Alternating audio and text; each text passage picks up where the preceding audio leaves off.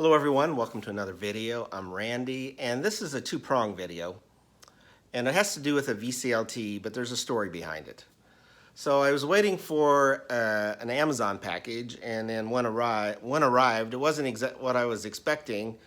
And then when I opened it up, it was an album that I remember thinking about ordering, but I go, I don't really remember ordering it, but I guess I did.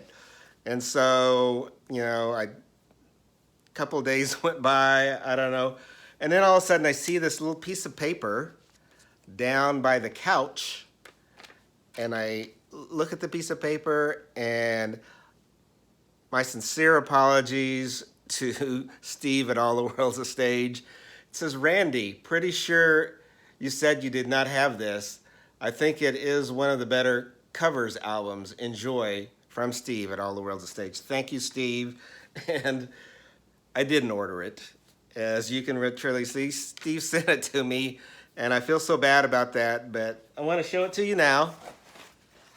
And of course I threw the big Amazon box away, and it came, you never know with Amazon because sometimes I use these other sellers, but this one was packaged very nicely, and I'm acting like I'm opening it up, but I've actually already scored it and opened it already. And it's David Bowie's Pin-Ups.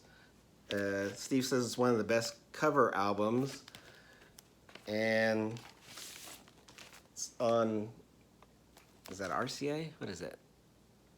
It's orange. Says it's remastered, Parlophone. And they have, looks like they have the old one, and then they have a polyline sleeve. It's kind of interesting. And comes with a nice, interesting thing with David Bowie here. And so the songs that are on that, in case some people don't know, Rosalind, which I don't know that song. Here Comes the Night, which was a hit for them, Van Morrison's early group. I Wish You Would, which is an old blues song by Billy Boy Arnold. See Emily Play, which is a Pink Floyd song. Everything's All Right. I'm not sure who did that one either. I Can't Explain, of course, by The Who. Those are the songs there. And on the other side, on B, Friday on My Mind, the Easy Beats song. Sorrow, I don't really know that one. Don't Bring Me Down, written by Johnny D. Oh, so this is a Pretty Things song, not the ELO song. Shapes of Things, which was a hit for the Yardbirds. Anyhow, Anyway, Anyhow, Anywhere, another Who song.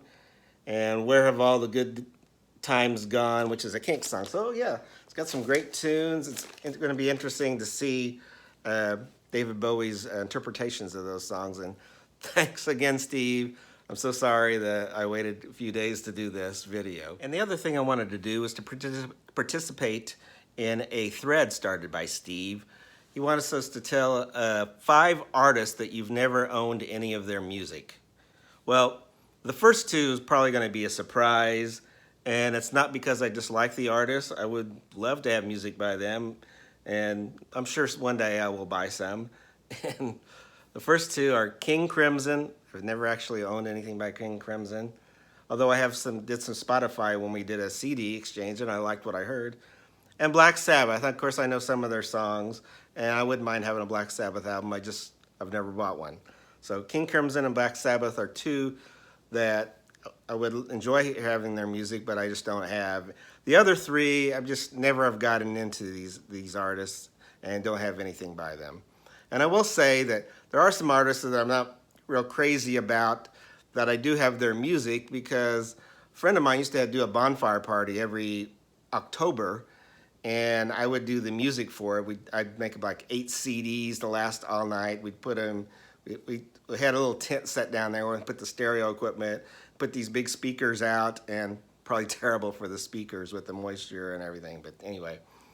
So I bought I can't talk. I bought quite a few albums from artists that I wasn't really crazy about just to play because I knew people would want to hear it. But these are three artists that I've never owned anything by and probably won't.